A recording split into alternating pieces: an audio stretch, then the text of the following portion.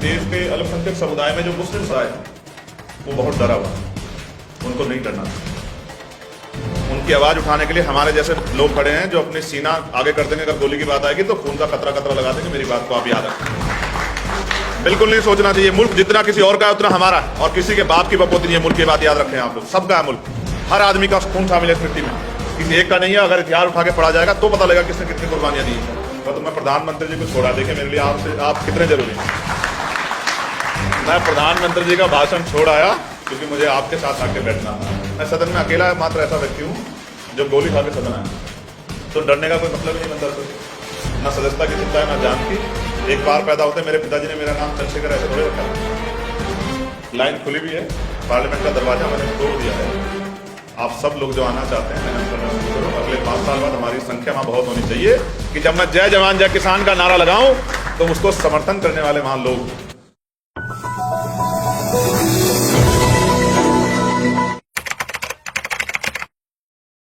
एक साथी मुझसे पहले जो वक्ता बोल रहे थे वो कह रहे थे कि मैं छात्र संघ चुनाव पे भी, तो मैं अकेला व्यक्ति हूँ जो पिछले 2 महीने से लगातार छात्र संघ चुनाव पे बोल रहा हूँ कि छात्र संघ चुनाव बहाल होने चाहिए, क्योंकि मैं छात्र संघ चुनाव की अहमियत समझता हूँ। आप छात्र संघ चुनाव को इस तरह समझिए कि जिनके पीछे नाम है या जिनके पास रिसोर्स हैं या जिनके पिता MP MLA रहे हैं, मंत्री रहे हैं, उनके लिए राजनीति करना आसान है। लेकिन मेरे जैसे प्राइमरी स्कूल के मास्टर का बेटा कहाँ सीखेगा। हम जब कॉलेज और यूनिवर्सिटी में जाते हैं तो वहाँ वो हमारी प्रयोगशाला होती है, वहाँ हम सीखते हैं कि अपने अधिकारों के लिए कैसे लड़ा जाता है। हम कास्ट सिस्टम से ऊपर उठते हैं, अपने साथियों के लिए लड़ना सीखते हैं। हम इंस्टीट्यूशन के खिलाफ लड़ते हैं, वहाँ पुलिस का भी सामना होता है, हमें कई बार परेशानियों का सामना भी होता है। तो हक के लिए लड़ना हम लोग वहाँ सीखते हैं। तो एक जरूरी क्लास है, लेकिन ताकतवर लोगों ने बंद कर दी। उनको लगता है कि फिर गरीबों के बच्चे नेता बन जाएंगे, और जब गरीबों के बच्चे नेता बनेंगे तो अपने हितों के लिए बोलेंगे, अपने मुद्दों पे बोलेंगे, अपने क्षेत्रों पे बोलेंगे। तो जैसे राष्ट्रपति जी ने अभिभाषण में कहा कि हमें बहुत उत्तम शहर बनाने हैं, तो मैंने आज ये भी कहा कि हमें उत्तम गांव भी बनाने, क्योंकि 70% आबादी तो गांव में रहती। जब तक उत्तम गांव नहीं बनेंगे तब तक ये हवाबाई बातें करने कोई मतलब नहीं बैठता है। तो आज ये भी सच है कि किसान की आमदनी 27 रुपये है, और ये सोच के देश के बड़े बड़े नेताओं को, चाहे सत्ता या विपक्ष के, सबको शर्म से आंखें झुकानी चाहिए किसानों के सामने, क्योंकि किसान इस देश का अन्नदाता बहुत परेशानी में, और सारी सरकारों के सामने फाइल लेके खड़ा रहता है। कोई उसको लाठी से पीटता है, कोई उसको बिठा के चाय पिला के हवाबाई बातें करके, झूठी बातें करके भेज देता है, या फिर कोई उसको जो है आतंकवादी खालिस्तानी कह देता है। सबके अपने अपने सोच के वो है। लेकिन क्योंकि मैं किसान परिवार से आता, तो मैं जानता हूं कि किसान क्या सर्वाइव करता है, किस तरह से झेलता है जिंदगी। वो अकेला आदमी काम नहीं करता, उसका परिवार भी काम करता है। और फिर प्राकृतिक मार होती है, और अब तो सरकार के जो आवारा पशु है उन्होंने क्या हाल कर रखा, किसी छिपावा नहीं। जितनी फसल है जो थोड़ी बहुत बची है वो आवारा पशुओं ने खत्म कर दी। आप उसको बेबी नहीं कह सकते कि आप उसको छुई दो तो आप पे मुकदमा हो जाएगा। तो देश अलग उसमें चला गया। ऐसा लगता है कि हम उसी देश में हैं जहां लोकतांत्रिक मूल्यों की वैल्यू थी, जहां लोकतांत्रिक मूल्यों पे चर्चा होती थी। लोकतांत्रिक मूल्य पहले होते थे, जहां लोकतांत्रिक मूल्यों के लिए जो है संघर्ष होता था। ऐसा लगता है कि वो बहुत पीछे छूट गए हैं, और ऐसा लगता है सिर्फ पूंजीपतियों की, पैसे वालों की, उद्योगपतियों की ही का देश हो गया और उन्हीं की सरकारें हो गई, क्योंकि उनके खिलाफ कोई ना सरकार सुनना चाहती। और मीडिया से भी मेरा ठीक है, मीडिया अच्छी है, मगर ये बहुजन मीडिया ज़्यादा अच्छी है। बाकी मीडिया का तो क्या हाल है सब जानते हैं, सब लोग दंडवत हैं। लेकिन हमने कोशिश की है कि मीडिया के लिए भी आवाज़ उठाएं, और मैं आपको विश्वास दिलाता हूँ ये आवाज़ आपकी निष्पक्ष आवाज़ है। जब तक ये पार्लियामेंट में रहेगी, जब तक, मैं क्यों कह रहा हूँ, आप बेहद समझदार हैं मुझसे ज़्यादा निष्पक्षता अच्छी नहीं लगती सरकार को। जब तक ये आवाज़ सदन में रहेगी, हक वंचित समाज के लिए मुखर रहेगी। और मैं कोशिश ये करूंगा, और मुझसे सीखना चाहिए आप लोगों को, जो मुझसे उम्र में बड़े उनको भी, कि तमन्ना अगर सच्ची हो तो रास्ते 1000 होते हैं, और तमन्ना अगर झूठी हो तो बहाने 1000 होते हैं ना। हमने सबको आजमा के देखा। कोई नहीं चाहता कोई नया आदमी खड़ा होकर आगे आए और अपने लिए कुछ बोले या अपने लिए कुछ करके दिखाए। हर आदमी नए आदमी का रास्ता रोकने के लिए बैठा। हमने बहुत लोगों को भरोसा किया। मेरे तो कड़वे अनुभव सत्ता के साथ विपक्ष के भी। विपक्ष भी नहीं चाहता कि कोई गरीब का बेटा आगे बढ़ के आ जाए, क्योंकि जब गरीब के बेटे आगे बढ़ के आए हैं, चाहे वो सर छोटू राम रहे हों, चाहे डॉक्टर बाबा साहब अम्बेडकर रहे हों, चाहे मान्यवर काशीराम साहब रहे हों, चाहे चौधरी चरण सिंह रहे हों, चाहे महामना राम सुवर्मा रहे हों, चाहे बाबू जगदेव प्रसाद कुशवाहा रहे हों, चाहे जननायक कर्पूरी ठाकुर रहे, जब किसी गरीब के बेटे ने आगे बढ़ के इस लड़ाई को संभाला है तो उसने कुछ ना कुछ बदलाव करके समाज को दिया है।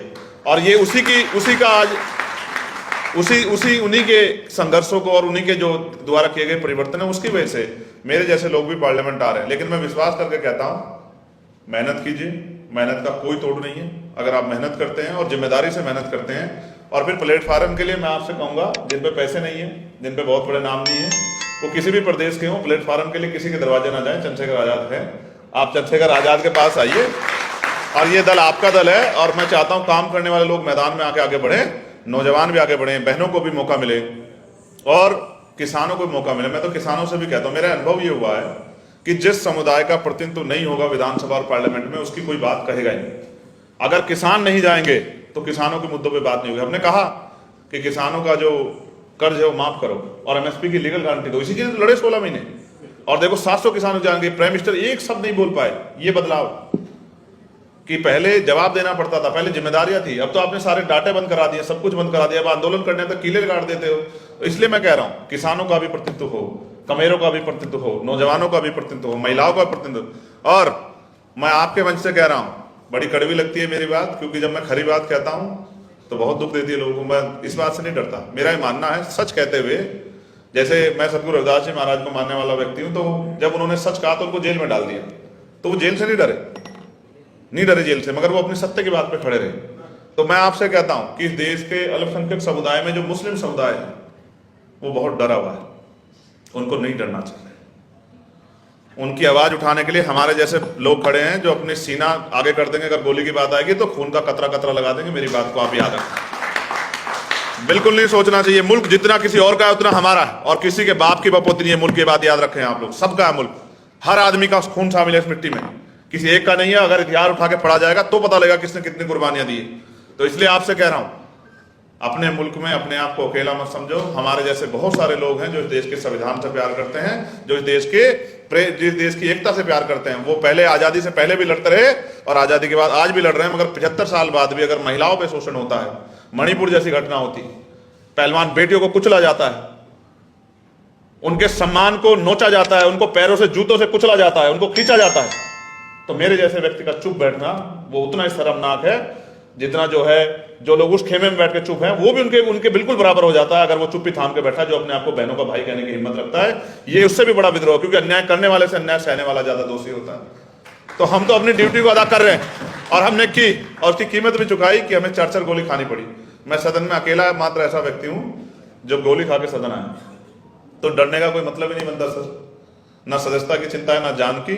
एक बार पैदा होते मेरे पिताजी ने मेरा नाम चंद्रशेखर ऐसे थोड़े रखा था। जब तो मैं छोटा था, मुझे जब होश भी नहीं था, जब उन्होंने मेरा नाम चंद्रशेखर रखा, ऐसे नहीं रखा। मेरे पिताजी ने मेरे भाई का नाम भगत सिंह ऐसे नहीं रखा।